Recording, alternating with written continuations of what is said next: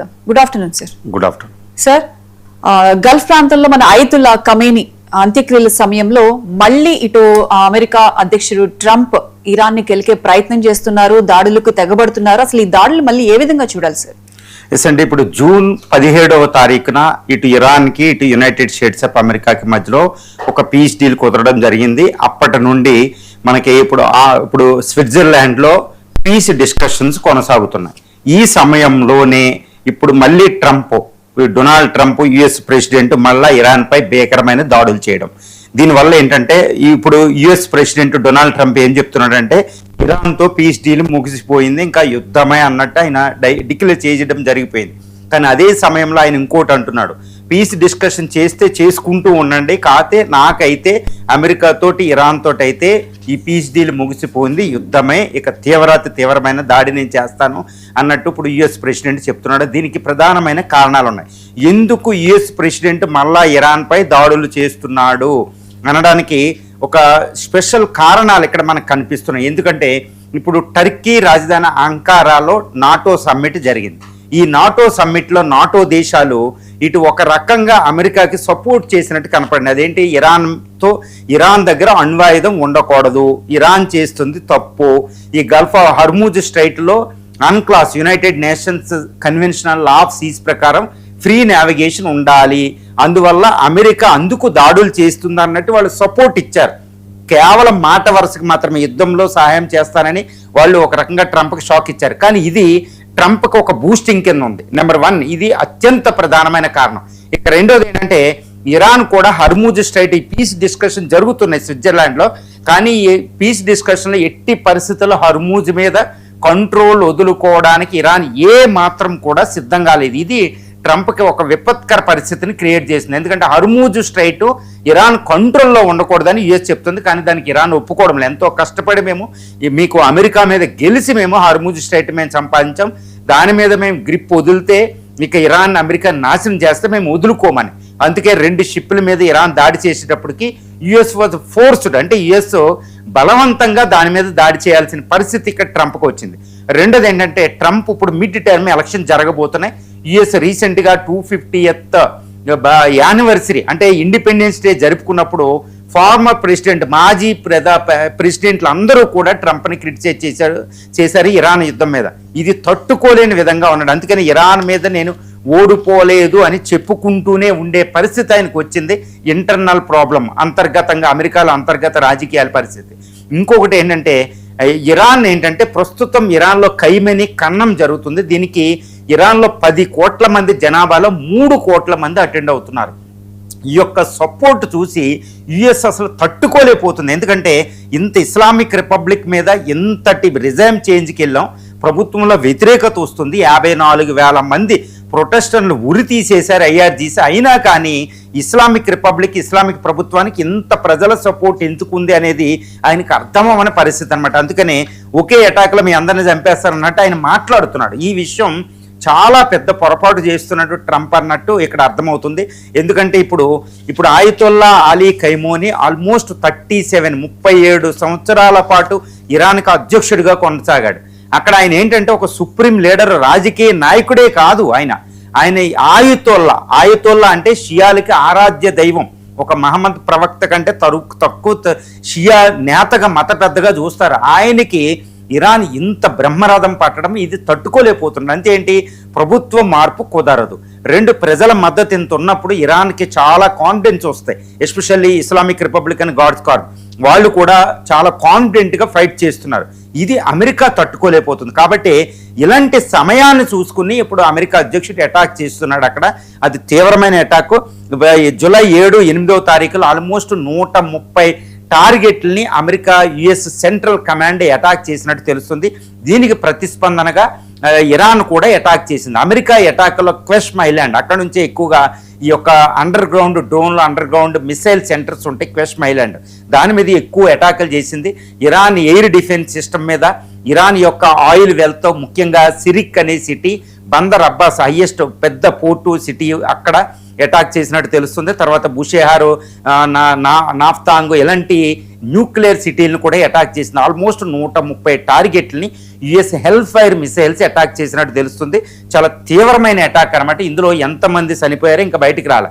దీనికి ప్రతిస్పందనగా Iran IRGC ఇప్పుడు అయతొల్లా అలీ ఖైమనీ ఖననంలో అది నిమగ్నం అయిపోయింది. ఎక్కడికక్కడ ఎమోషన్స్ అనమాట. ఆల్మోస్ట్ ఇరాన్ గాయపడిన సింహంలాగా రగిలిపోతుంది. ఇలాంటి సందర్భంలో ఐఆర్జీసీ కూడా ప్రతిస్పందించి ఇటు కువైట్, ఇటు బహ్రెయిన్లో ఉన్న అమెరికా స్థావరాలను అది అటాక్ చేసింది. మిగిలిన గల్ఫ్ కంట్రీస్ మీద కూడా అది తీవ్రమైన అటాక్ చేస్తుంది. ఇప్పుడు గల్ఫ్ కంట్రీస్ చాలా గందరగోళమైన పరిస్థితులు. ఇప్పుడిప్పుడే యుద్ధంలో తేరుకుని ఉంటే మళ్ళీ యుద్ధం మొదలైంటని అమెరికా మీద అవి ఒత్తిడి తీసుకొస్తున్న పీస్ డిస్కషనే ముందుకెళ్ళమని. ఇప్పుడు ఆల్రెడీ అంకారాలో జరుగుతున్న ఈ నాటో సమ్మిట్లో కొన్ని యుఏఈ, తర్వాత సిరియా అధ్యక్షుడు వీళ్ళు అక్కడ అటెండ్ అవ్వడం జరిగింది. అక్కడ యుఎస్ ప్రెసిడెంట్ దగ్గర వాళ్ళు ఉండి అక్కడ ప్రెజర్ తెస్తున్నట్టు తెలుస్తుంది. మరి ఏంటి అంటే ఇప్పుడు అమెరికా అధ్యక్షుడు చేస్తున్నది చాలా చాలా పెద్ద తప్పు గల్ఫ్ కంట్రీస్లో అని తెలుస్తుంది. ఎందుకంటే ఇప్పుడు ఇరాన్ ఏంటంటే ఆయతొల్లా అలీ ఖైమనీ ఖననం ఈ యొక్క ఊరేగింపు జరుగుతుంది. కోమ్ సిటీ, తర్వాత టెహరాను.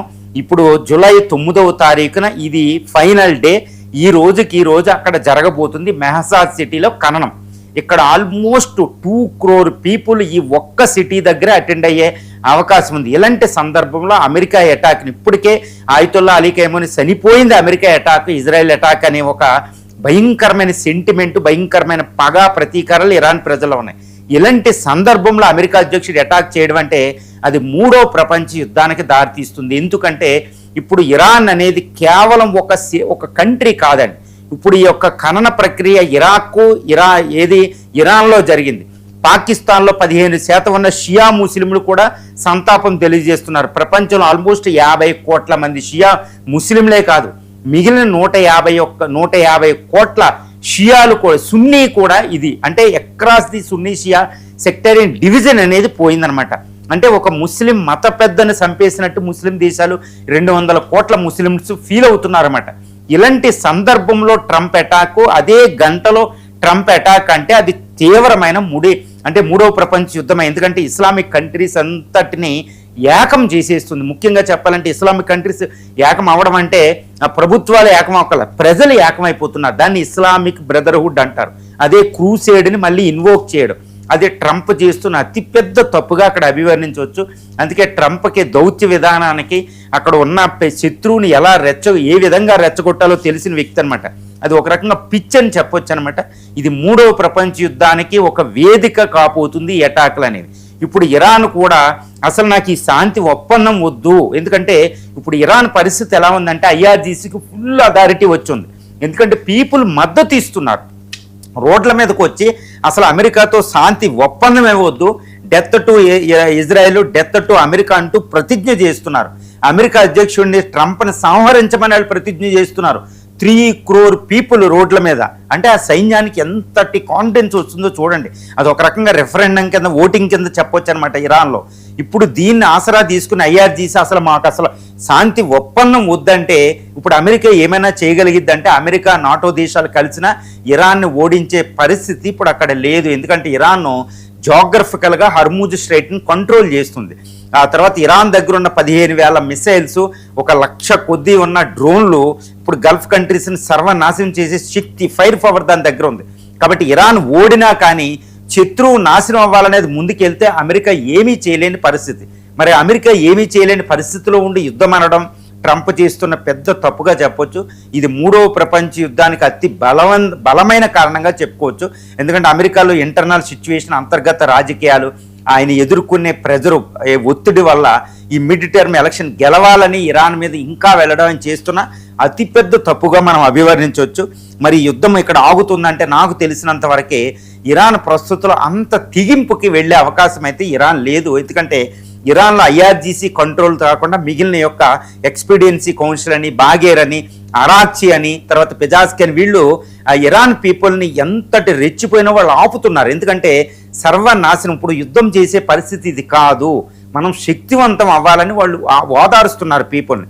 కాబట్టి ఇరాన్ గుడ్డిగా యుద్ధానికి వెళ్ళే అవకాశం లేదు. కాబట్టే ఇది మూడో ప్రపంచ యుద్ధం ప్రస్తుతం రాకపోవచ్చు. ఇప్పుడు అమెరికా యుద్ధానికి వెళ్ళిన గల్ఫ్ కంట్రీస్ ఒప్పుకో, ఎందుకంటే ఇరాన్ ఫైర్ పవర్కి ఎక్కువ బుక్ అయ్యేది అమెరికా కంటే గల్ఫ్ కంట్రీస్. కాబట్టి ఈ సున్నీ కంట్రీస్ అయిన సౌదీ అరేబియా, ఈ బహ్రైన్, ఖతారు, యుఏఈ, ఈ కువైట్, ఈ కంట్రీస్ ఒప్పుకోవడం లేదు. కాబట్టి శాంతి ఒప్పందం ముందుకెళ్ళే అవకాశం ఉంది. అందుకే ట్రంప్ నేను యుద్ధం అన్న పీస్ డిస్కషన్స్ జరుగుతూనే ఉంటాయి అనే ఒక పదం అన్నాడు.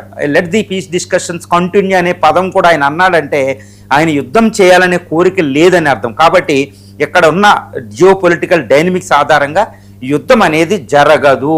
ఏదో టెంపరీగా హర్మూజ్ స్ట్రైట్ కేంద్రంగా జరిగేది. హర్మూజ్ స్ట్రైట్ నాకు కావాలని ఇరాన్ అంటుంది, అమెరికా కుదరదు అంటుంది. కానీ హర్మూజ్ స్ట్రైట్ మీద గ్రిప్ ఇరాన్ వదలాలి అంటే ఇరాన్కి మిగిలిన కోరికలు అమెరికా తీర్చాలి అంతే. కాబట్టి ఈ హర్మూజ్ స్ట్రైట్ కేంద్రంగా మాత్రమే అక్కడ జెనీవాలో డిస్కషన్స్ అవుతున్నాయి, స్విట్జర్లాండ్లో. అందుకే ఇక్కడ ఫ్లేర్ అప్ అవుతుంది అంతే తప్పితే యుద్ధం పూర్తి స్థాయిగా మళ్ళీ యుద్ధం మొదలయ్యే అవకాశాలు అయితే లేవు.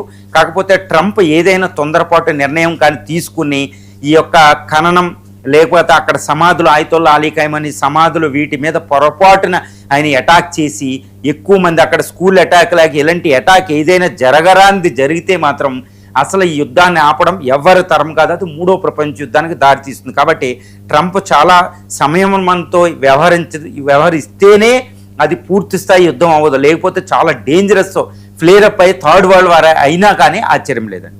రైట్ సార్, అయితే ప్రస్తుతం బలూచిస్తాన్లో ఇటు పాక్ ఆర్మీకి అలాగే బలూచిస్తాన్ లిబరేషన్ ఆర్మీకి మధ్య